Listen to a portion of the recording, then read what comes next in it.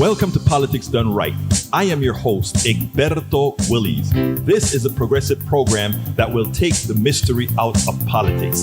This is the program that will encourage you to make sure government becomes we the people. Whether you are liberal, progressive, conservative, or otherwise, you get to air your point of view. We are an independent media outlet that, unlike mainstream media beholden to corporations, we only owe allegiance to you. Remember, you can also send me a tweet at EGBERTOWILLIES. That is at Egberto Willies. Let us engage. It is Politics Done Right. Welcome to one more edition of Politics Done Right on KPFT, your community radio station. We have a great and packed program for you today, so hang in there with us for the entire show. State Representative Penny Shaw and John Rosenthal joins us on their fight in D.C. for voting rights. Activist Neil Aquino fights at Austin Capitol.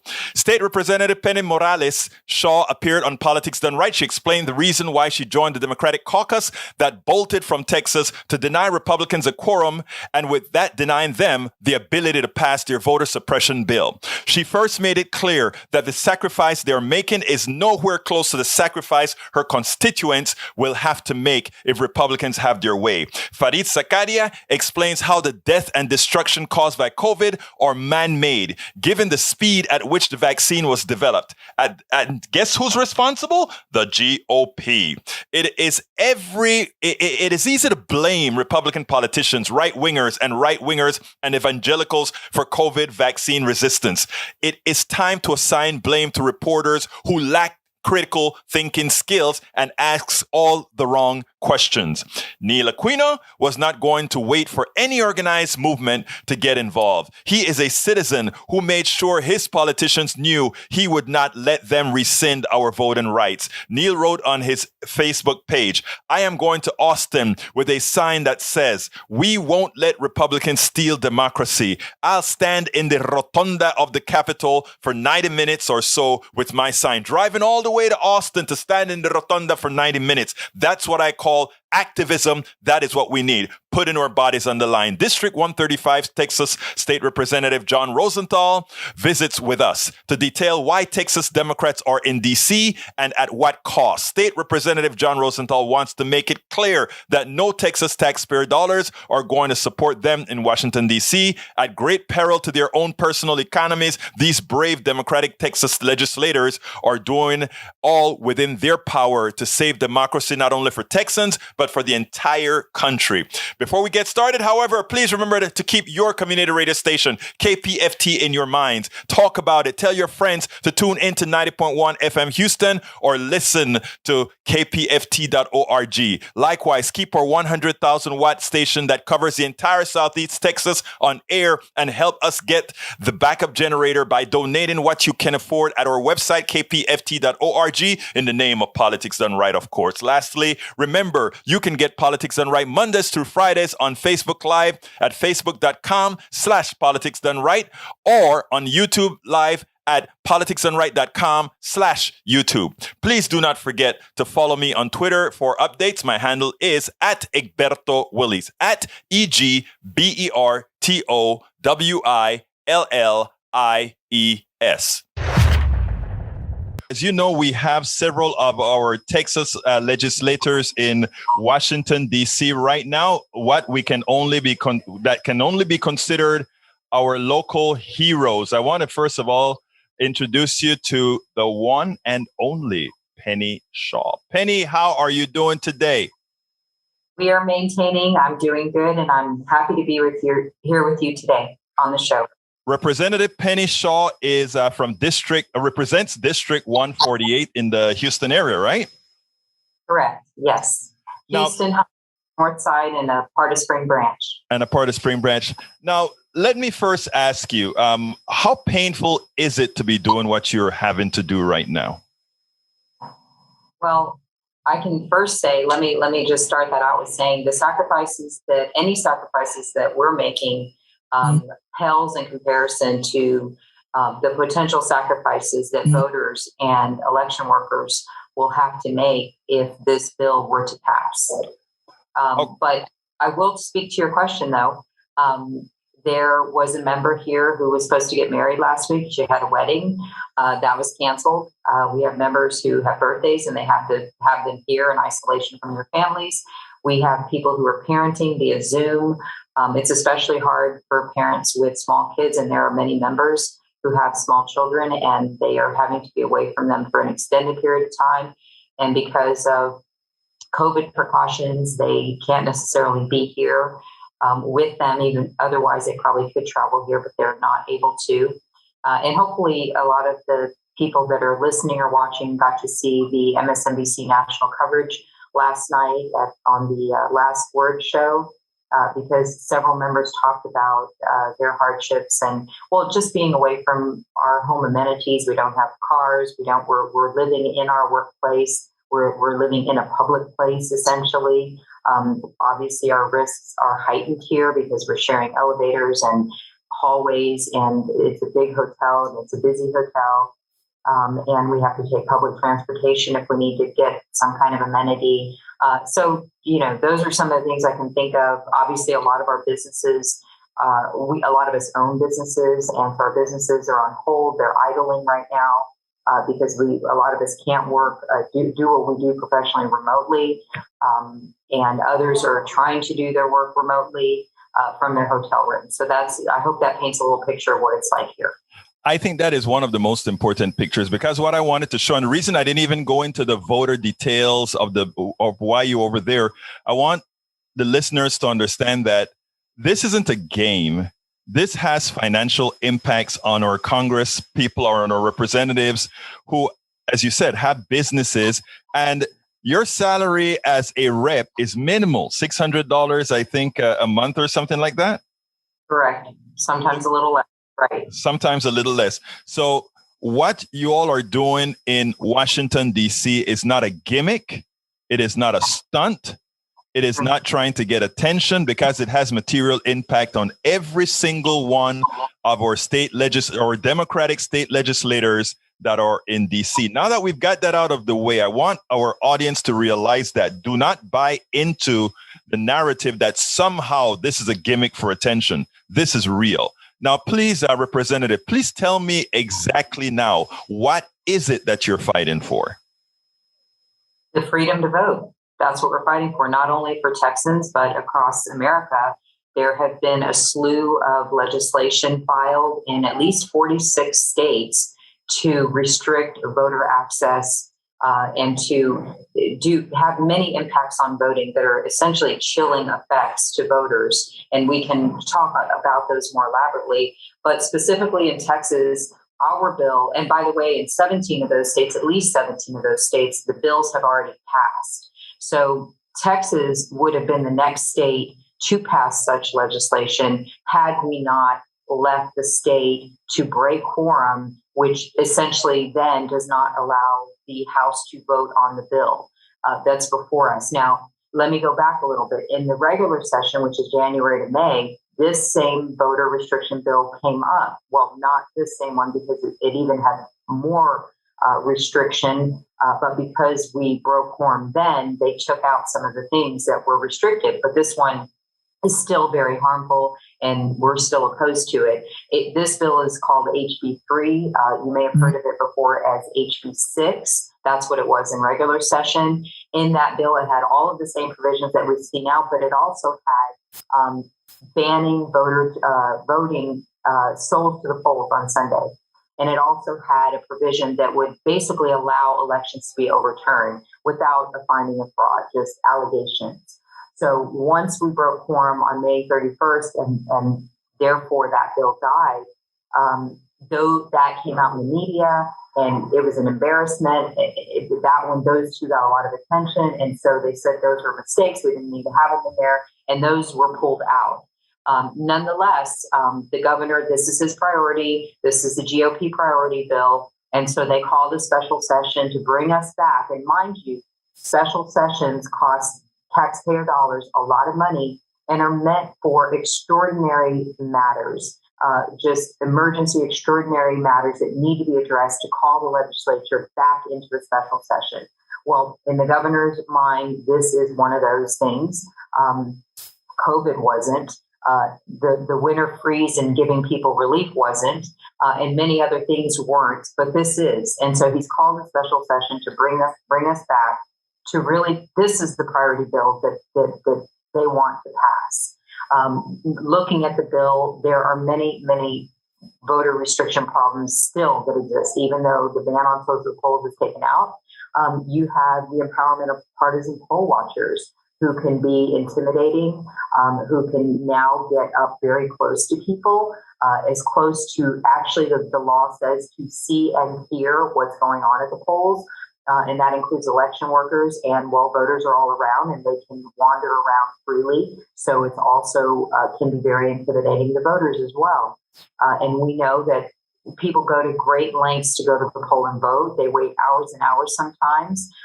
They have to sometimes take off work. They sometimes have to take their kids. They have to go through a lot. It's not, oftentimes it's not an in and out. So to be subjected to untrained and partisan people that are sent there by specific parties or candidates or organizations, and have to be overseen by them and potentially intimidated by them is not something that we want. We don't consider that helpful or favorable or in any way empowering voters to continue. Technically speaking, it's illegal. Well, this bill is making it legal. And I don't think I have to tell you, you can use your imagination about what kind of people and what kind of paraphernalia, what kind of weapons, all of these things that we've seen in the past. We don't want to codify any parts of that to make it a law and to give these kind of partisan poll watchers a safe haven at our election polls.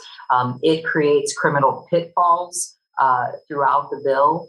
So that innocent people who think they're just helping somebody vote could suddenly be involved in a criminal act, or if an election worker gives somebody. I think that one is very important, Representative, because there's a part that I think if you're helping auntie or helping grandma, you have to fill out some sort of an affidavit that says that says whether you helped or not, or whether you assisted or not. And if you turned out to answer that in a way that they can interpret it some other different way, you can get thrown in jail for that. And you may just, be doing it innocently. A neighbor may ask you for help, someone who isn't their native language, or they just don't understand. Sometimes the ballot can be complicated, and provisions in their ballot measures, they can be complicated. So they just create fine lines that you have to walk. And that creates pitfalls for people who everybody's not a lawyer. Everybody isn't, and even lawyers aren't going to know this unless they go study the bill. And the bill is nuanced. It's probably 50 pages long. It's not a simple bill. And so essentially, without getting into the nitty gritty nuanced details, it creates a chilling effect to people who want to help, to people who want to go vote. Election workers, that's another part. People, and you mentioned family members. I want to go back to that for a second, because it does still have, you can help family members vote, but they have narrowed that. And again, you have to be careful with exactly following the strict guidelines of the law, basically, even if you are helping a family member. It's not just like, I'm going to help my tia, or I'm going to help my abuelita, or my aunt, or my uncle, or my grandparents, or my parents. It's just not like a simple thing. It's in the code, and it has to be followed. And election workers, they are often retired people who just want to make sure that democracy is upheld, and they want to make sure our elections are safe and honest. Their ability to keep our polls functioning properly, and they are trained, these trained people, is grossly restricted by the proposed law, giving partisan poll watchers more authority, basically, than an election poll worker. Right, and giving them more protection and more autonomy, basically. Oops, getting a call. Let me decline. Okay. Yes.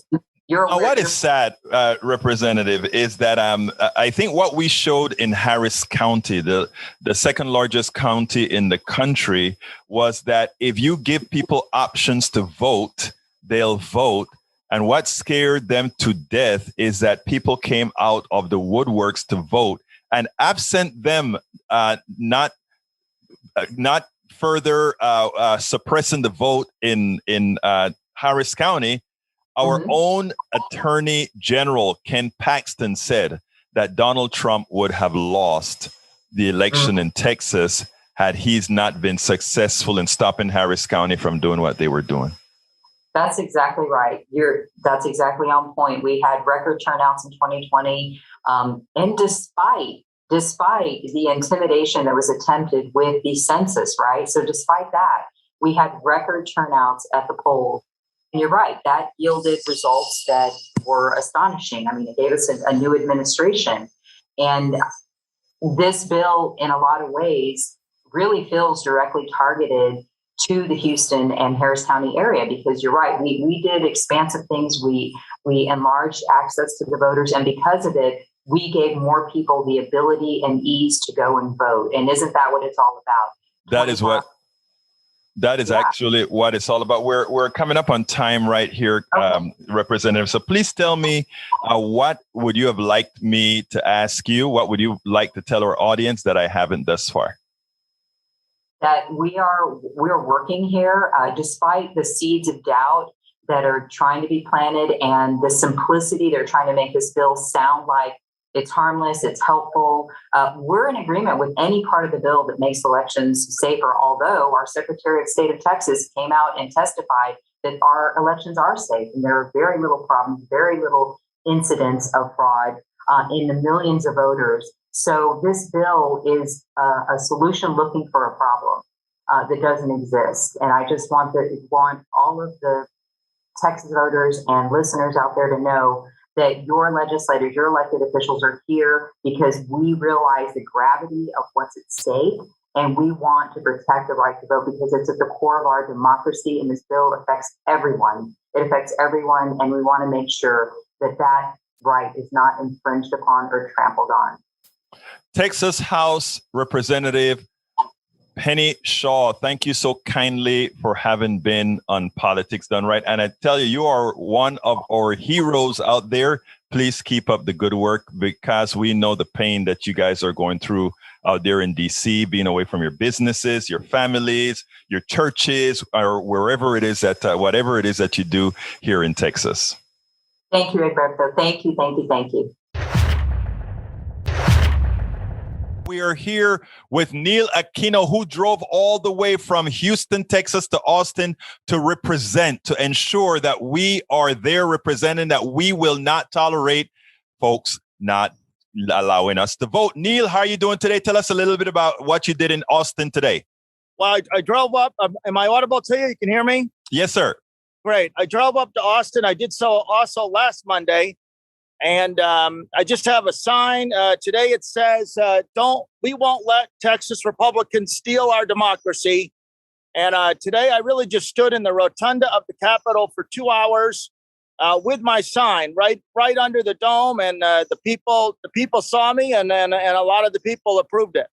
You know, it's important that we actually participate, because what's happening right now is a lot of this stuff is occurring under the radar, Neil. A lot of people say, you know, they don't realize what's going on because it sort of just it sort of just stays underneath, on the ground. Tell me why it is that you think it was necessary for you to make that trip. You did it by yourself. Why was it necessary for you to make that trip?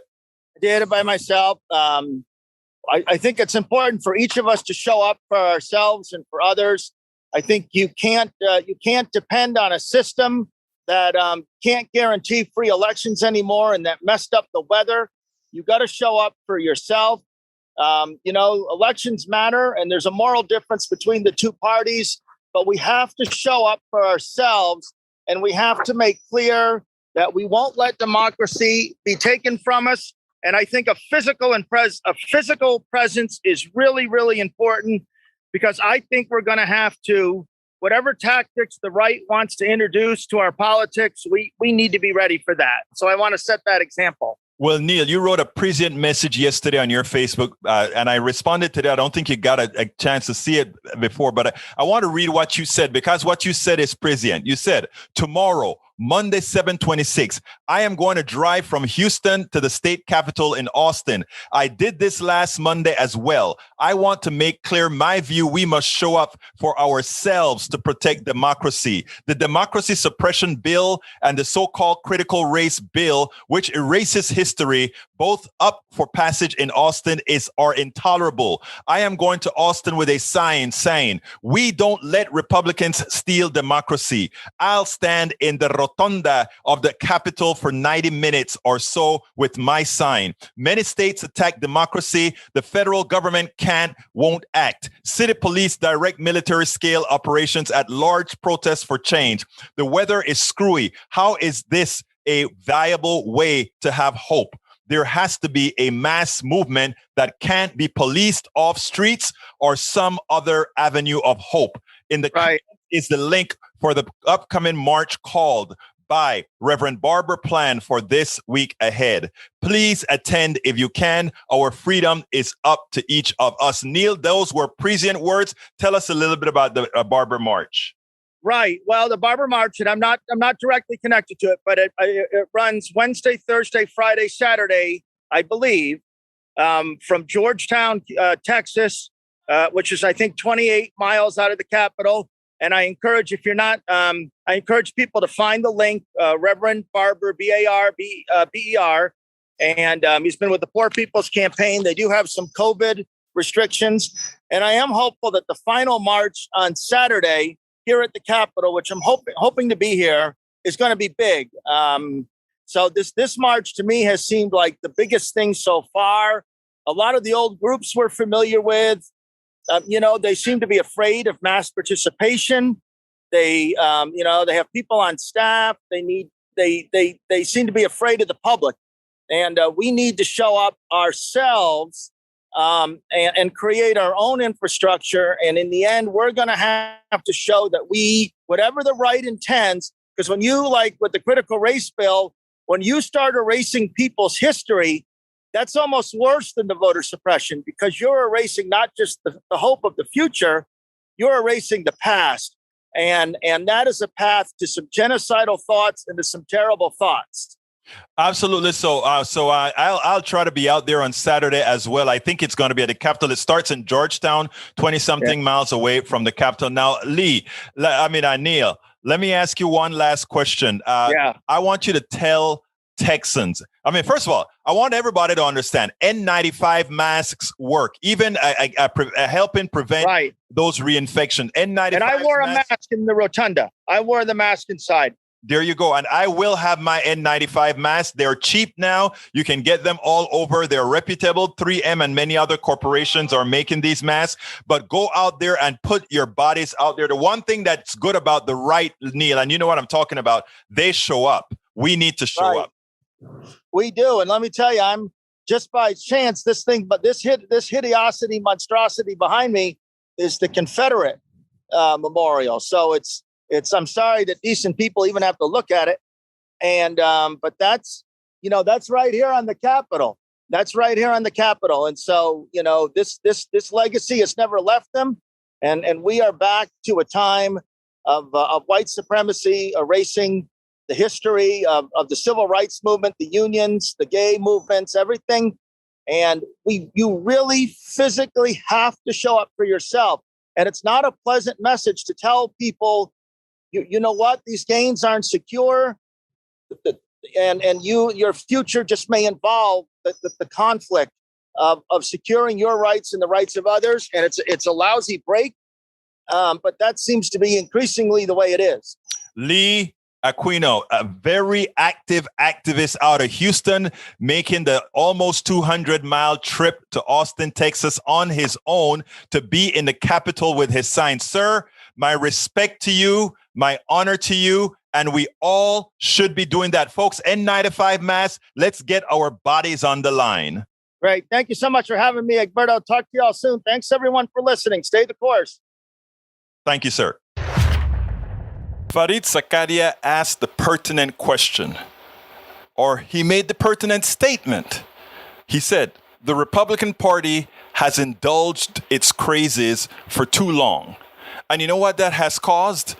It has permeated into a form that exacerbated the COVID epidemic in the United States and likely around the world. I want you to listen to this piece that he did. I cut it a bit, but listen to this piece because I think it is so important for folks to get it. There is one striking thing that distinguishes this pandemic from all previous ones in history: the speed with which humankind came up with a vaccine. It is unprecedented and still breathtaking that within months of the arrival of a novel virus, scientists were able to develop and test several vaccines that all proved to be highly effective at preventing serious illness. But what science has given, politics seems to be taking away. Despite having ample supplies of the vaccine, America is stuck with roughly 60% of the adult population fully vaccinated, ensuring that the pandemic will linger, perhaps forever. Given the tools to end this tragedy, we are choosing to live with it. As The Economist points out, the anti-vax movement in America today is unprecedented. There have always been people who objected to vaccinations, but they were on the fringe, a smattering of naysayers. The price of these rejectionists was usually small, a few outbreaks of measles every now and then. This time, it's different. In the midst of a raging pandemic that has killed 600,000 Americans, we have seen the rise of a vast right-wing conspiracy theory about the vaccine. It has been stoked by influential figures in the conservative media and tolerated, even encouraged, by powerful Republican politicians. The results are damning. As of June, 86% of Democrats had received at least one dose, compared with just 52% of Republicans. All the states with the lowest levels of vaccination, Mississippi, Alabama, Arkansas, Wyoming, and Louisiana, voted heavily for Donald Trump. Barely half of Republican House members report being vaccinated. Now, anti-vax sentiment is not just an American problem. In many places around the world, there are segments of the population, often rural, often less educated, who are vaccine hesitant. But there are few equivalents anywhere in the world of what's happened in America, where major political forces have been propagating misinformation consistently on a wide scale about a deadly disease. In fact, American misinformation has now gone global, legitimizing and encouraging anti-vaxxers around the world. Like the U.S., France has had high levels of anti-vax sentiment, but political leadership seems to be changing things there. President Emmanuel Macron recently announced that health workers would be required to get vaccinated, and the unvaccinated would not be allowed to enter restaurants and cafes, go to theaters and cinemas, or take trains and planes. This new vaccine passport has drawn loud protests, but millions of French people have signed up for the vaccine since Macron announced these rules. Although France's opposition leaders oppose the policy as heavy-handed, they are not spreading misinformation about vaccines. President Biden needs to get tough. He should explain that while we cherish freedom in America, you do not have the right to do anything and everything when it endangers the lives of others or places burdens on them. Here are some things that you are forced to do even in America. Go to school, pay taxes, register for the draft if you are male, serve on a jury. There are also many things that you are not allowed to do that might be mistakenly seen as involving no one else. You may not buy or sell controlled substances, litter on public streets, make loud noise after certain hours, and so on. If you drive a car, you are required to get a license, buy insurance, wear a seatbelt, obey street signs and speed limits, have the car inspected, and not drink alcohol before driving. If you want your children to go to a public school in America, they must be vaccinated. These are all mandates because seemingly private actions actually impose public costs. You should not have the right to spread disease and occupy a precious hospital bed. Some Republican politicians and conservative media figures are finally urging people to get vaccinated, but they may be too late, as they did with the rise of Donald Trump, the allegations of voter fraud,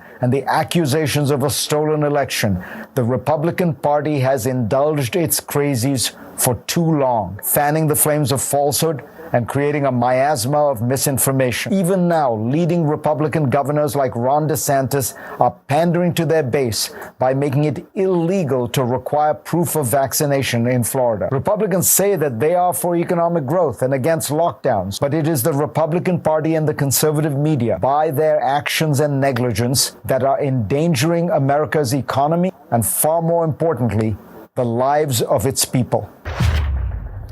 I mean, that program, Fareed Zakaria GPS, that's an important program to watch. It's more in depth, and it's more, it's not partisan in anything that it does. It's just a fact-based program on CNN. I think everybody, if you have the opportunity to do it, TiVo it, whatever, hear me, TiVo, record it, whatever you need to do. It's a good program to watch. But anyhow, he hits the nail on the head, Fareed Zakaria. There are a lot of things that even Republicans right now know they have to do. They have to vaccinate against measles, mumps, varicella, all these different things. And they have to have a driver's license. They have to have insurance. How did this coronavirus become such a big issue? It's a political play, and this political play has caused over 600,000 American lives. I want you to remember that. Starting with Donald Trump and the handling of this pandemic, because it was politicized. It has caused us over 600 million Americans. We need to mitigate that. As he says, the Republican Party has indulged its crazies for too long. Until we unindulge them, more Americans will continue to die, both from their past policies, their present policies, and the policies that they want. Previously, I showed a clip of a pastor that pretty much told his congregation that the Delta variant to the COVID virus was somehow a hoax or something like that. He also told his congregation, if you come here with a mask, we're going to throw you out of church. If you want to wear a mask or social distance, supposedly to stop yourself from getting a vaccine, go to the First Baptist Church or Second Baptist Church. Don't come to our church. Don't come to our evangelical church here. I mean, so everybody thinks it's the right wing that's so bad with why people are so misinformed. That's true. It is also Republicans that are adopting certain philosophies that also make their people less likely to take the vaccine. And in other words, they're killing their own. But that's not the only problem.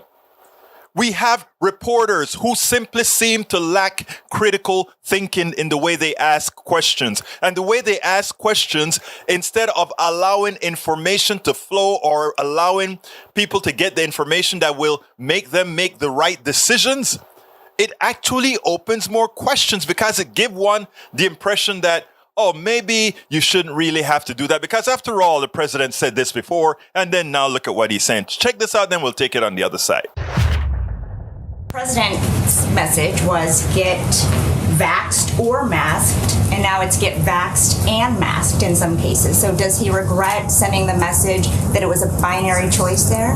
Well, Leisha, I think that those comments were back in May, and as I noted at the time, the Delta variant was by no means a variant as the variant that it is today. It was not even I can look at this specific data, but it was 99% of cases were not Delta at the time. That was based on guidance from the CDC. Today, they're changing their guidance. They're changing their advice to the American public, their public health advice, based on evolving data and an evolving historic guidance. That virus. That's exactly what they should be doing. And then on the CDC guidance, why did the president say, if you've been fully vaccinated, you no longer need to wear a mask? Let me repeat, if you are fully vaccinated, you no longer need to wear a mask, if it was possible that was going to turn out not to be true. Well, Peter, I think we're all dealing with an evolving virus where there's no playbook and no historic precedent. And what the American people should feel confident in is that we are going to continue to be guided by science, look at public health data in order to provide new guidance if it's needed to save lives, protect the American people. When he made those comments back in May, we were dealing with a very different strain of the virus than we are today. And Delta is more transmissible. It's spreading much more quickly. It was nearly non-existent in the United States back in May. And so my last one would be, you guys have been saying this is a pandemic of the unvaccinated. If that is coming from the CDC, is the president satisfied with the leadership at the CDC right now? The president is satisfied with the fact that they are continuing to look at public health data and provide public health guidance to the American public about how they can protect their lives and the lives of loved ones around them. And if it's a pandemic of the unvaccinated still, then why do vaccinated people need to put the masks back on? Well, Peter, first of all, I would say again, just to go back to this chart, which I will handily point to again, if you were vaccinated, it can save your life. And I think the clear data shows that this pandemic is killing, is hospitalizing, is making people very sick who are not vaccinated. That still continues to be the case, regardless of what the mask guidance looks like. The vaccines work, which this sign says that they do. Then why do people who have had the vaccine need to now wear masks, the same as people who have not had it? Because the public health leaders in our administration have made the determination based on data that is a way to make sure they're protected, their loved ones are protected, and that's an extra step given the transmissibility of the virus. Now look, the virus is changing. If the virus is changing and it behaves differently, then of course the rules to fight the virus would likely change as well. That is why previously you would need to wear a mask if you were completely vaccinated. Now you're asked to wear a mask if you're completely vaccinated, not simply not to get remnants of a virus in your system, but because if you are infected and vaccinated, even though you will not necessarily get very sick or sick at all, there's a possibility because of the viral load in your system that you will also transmit the virus, even though you are as healthy as they can because your system is fighting the virus appropriately. So therefore, you wear a mask for the total community, for the protection of the community. Now, we wouldn't have to do that if we didn't have a large percentage of unvaccinated people. So most of the people that will complain are unvaccinated, and the reason the vaccinated ones will have to wear a mask is because there are many people unvaccinated. The reason the virus is going to change and continuously mutate is that if you have a whole lot of unvaccinated people who are catching the virus, as the virus replicates, it gives it more opportunities to mutate, and mutate means changing its structure, which eventually will likely defeat the vaccine that we're all protected by now. These are simple things, and if the right questions are asked that really need to be answered, most Americans will get it.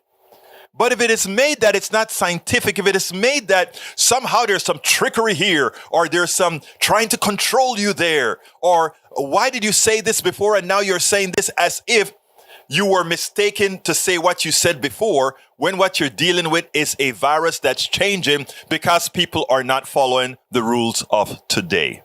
Folks, reporters are just as bad, many of them at that White House, as the right-wing media, as well as the evangelical preachers and the Republican politicians that are willfully ignorant.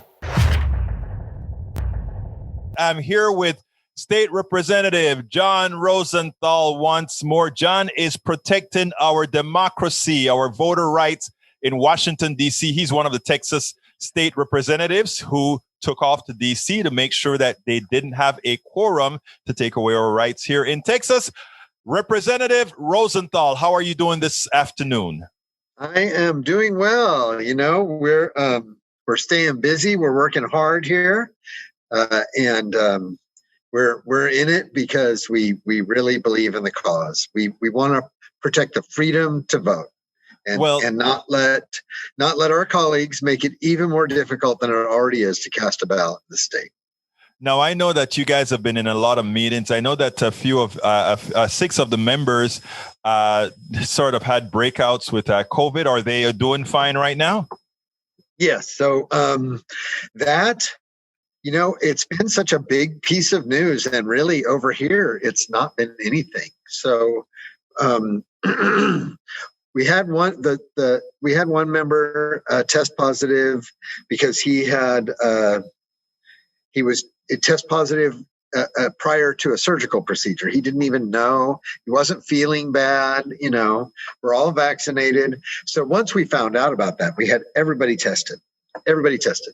And that's when we found a few more positives. But really, as far as I know, of the 6, only 2 showed even minor symptoms. Symptom. Right. So nobody's been really ill.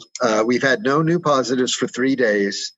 We're testing every day. And yesterday or the day before, we did the PCR test for everybody. The real deep test. Rapid. Yeah. Yeah. The real, the molecular test that's much more accurate. And we have still no new, no infection. So the takeaway from this, y'all, is we are seeing dramatic increases in hospitalizations and deaths in Texas and across the country associated with this new variant of the disease. And among all of us here vaccinated, most didn't have any trouble at all. The ones that even tested positive would never have known if we didn't test them. So they were completely asymptomatic. The takeaway is the vaccines work. Please, please, please get vaccinated so that we can rid ourselves of this problem once and for all. Thank you so kindly for that advice, Representative. Let me let's get to the core of this thing right now. First of all, just for a brush up to those people who still or maybe a bit uninformed, why are you in DC right now? Why did you leave Texas? We left Texas to block a very egregious piece of legislation. So it really is an attack on our freedom to vote. And anyone who tells you, oh, it's just a voter ID bill or it's this or it's that, this is 47 pages of all kinds of stuff in there. And it chips away at the availability. It chips away at the accessibility. It limits voting hours.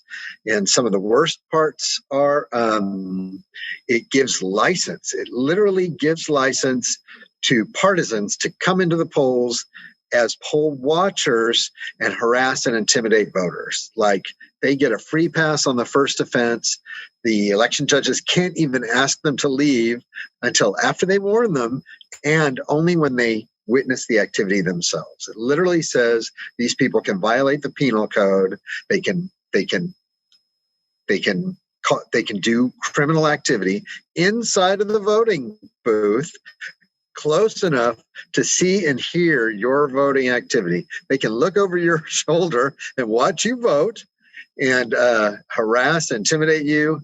Can't even be asked to leave until being warned, and only then if the election judge witnesses the activity themselves. Y'all, this is an attack on our democracy.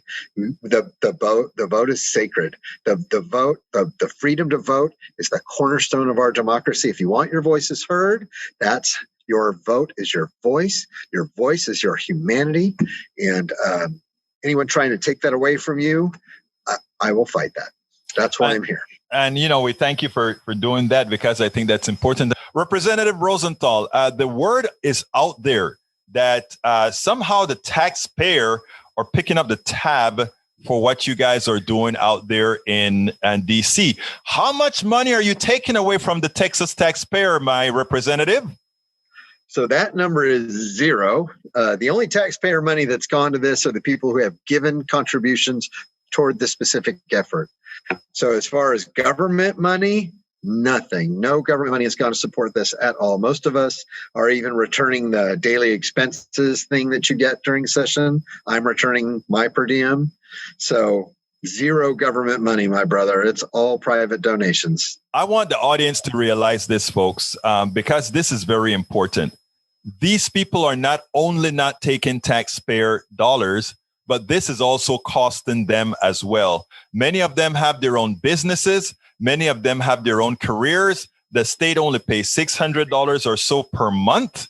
So This is at a personal hurt that our representatives are doing this. So again, like I have always asked, remember to support our representatives from the grassroots, because the fact is, if they're supporting us in what they're doing, we need to do the same as well. A lot of people think that a lot of this voting is only going to affect one class of people or one group of people or one ethnicity, not realizing that this stuff is really a partisan thing. They look at the way things are set out, and the areas that they feel vote Democratic is where these particular things are targeted. Big cities, which are generally Democratic, they will see loss of drop boxes, etc. And in fact, I think they get the same amount of boxes as other folks as far as et cetera. So, I mean, I think we need to explain to people that this is not a racial issue only. This is a party issue that says, if you are voting for another party, we don't want you to vote. Absolutely right. So there's a couple of layers to this. The innovations that we had in Harris County in the 2020 election that really made voting more accessible and more convenient, even with an active, raging pandemic going on, this bill, you look at it and they go one by one on those things. They ban each of them. I don't know how it makes voting more secure to cut it off, and not allow 24-hour voting. I don't know why they would pretend that eliminating drive-through voting makes it more secure.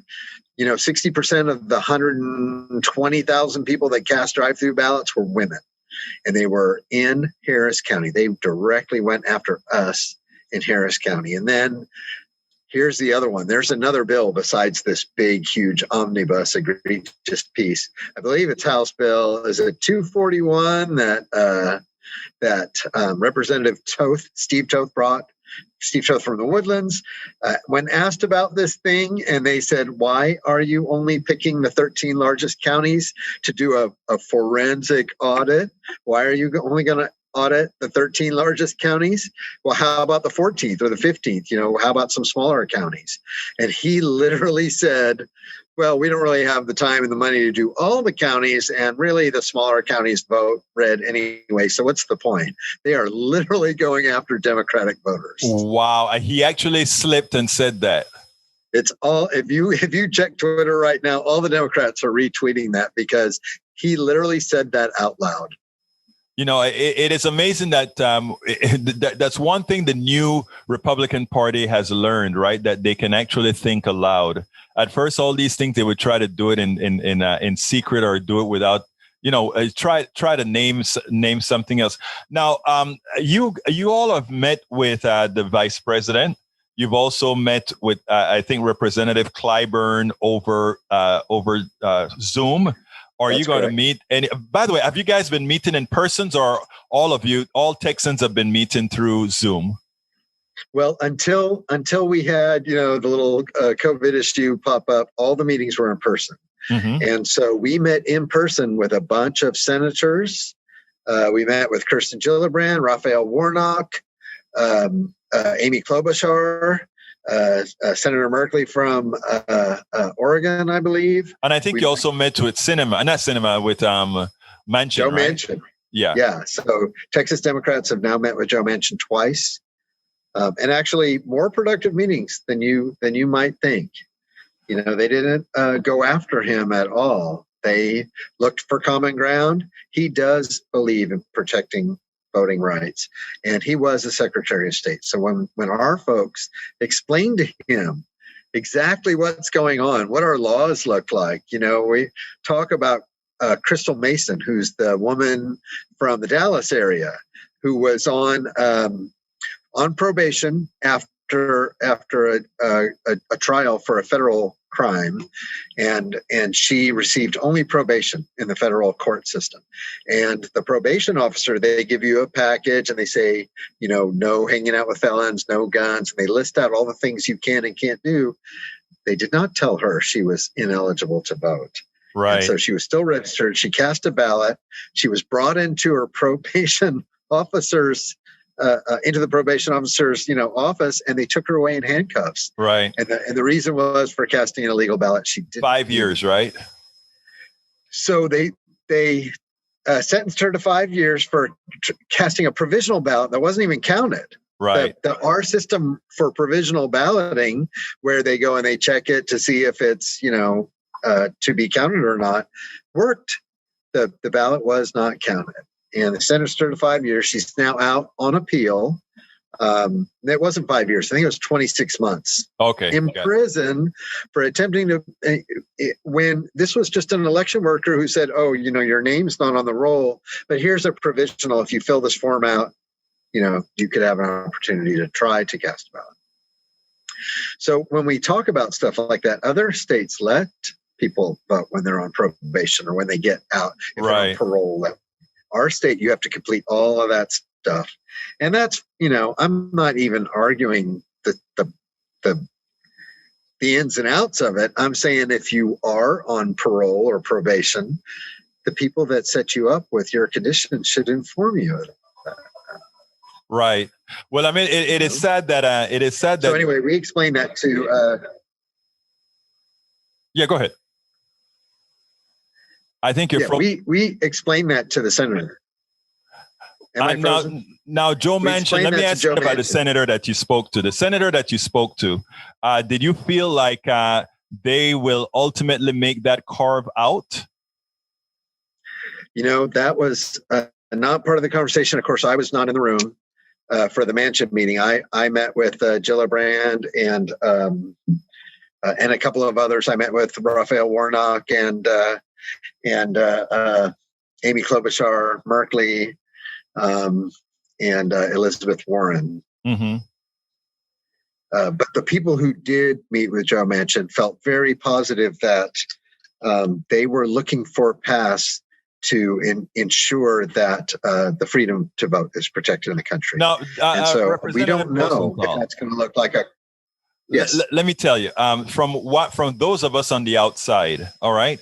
When we know, I like your T-shirt, by the way. I love your T-shirt. Yes, I love that T-shirt. Anyway, we backed it up here. There you go. This is the Texas Fugitive T-shirt. I like the Texas Fugitive. Anyway, here's the issue.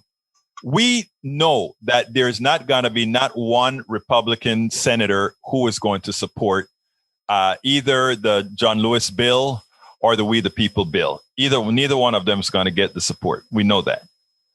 Why? The only option to get some sort of a bill is if there's a carve out that's made for that. There are just two ways, right? We get 10 Republicans or we get a carve out. And the 10 Republicans are unlikely. Again, do our Texans feel like one of those things are going to occur? There's actually a third possibility where they put some of these protections in a reconciliation bill. Oh, so there's conversation about that. I got you. So now, voting, but reconciliation has to do with budget. How do they turn that into a budget bill? All I can tell you is they're having conversation about the possibility of doing that. And I know that the Senate parliamentarian is supposed to be making a ruling on certain provisions that could be. That's news. That is news. This week.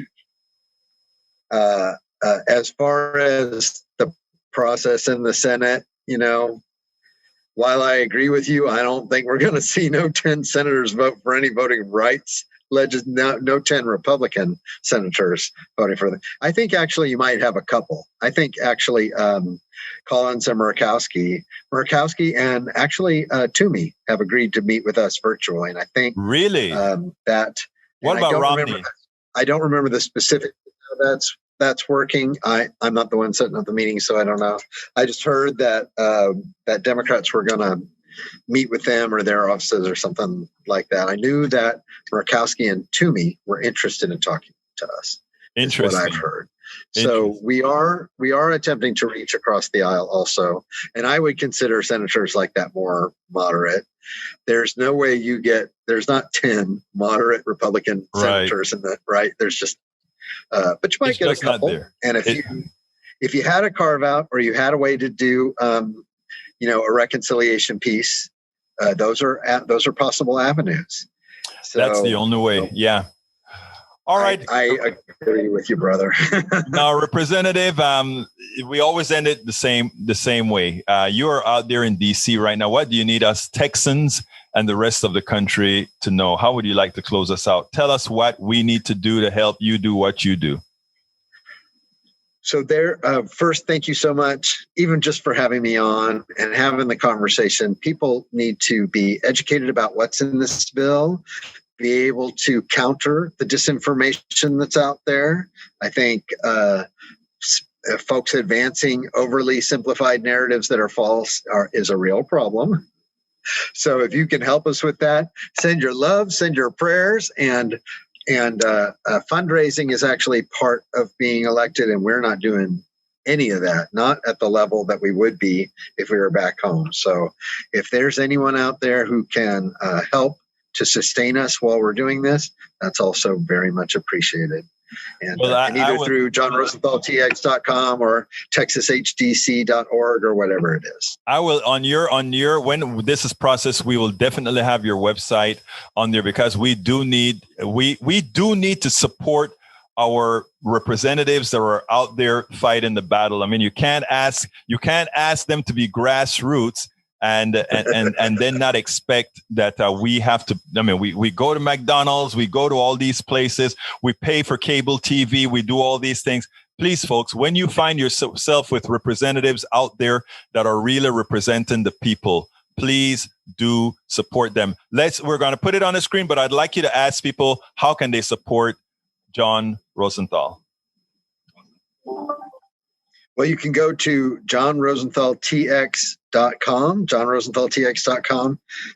That's the website. That would be the place to make a financial contribution, but also anything that you can do as far as your activism, bringing people along. We're going to have a massive voter registration effort in this state. We are going to combat whatever comes our way and through organizing. So all that, and for folks that know me and know that I started as an indivisible leader, it is the grassroots effort that got me elected and defeated a long-term incumbent, and it's going to be the grassroots effort that helps us make ground in the state. Absolutely. So Representative John Rosenthal, thank you so kindly for being on Politics Done Right. Thank you. Always a pleasure.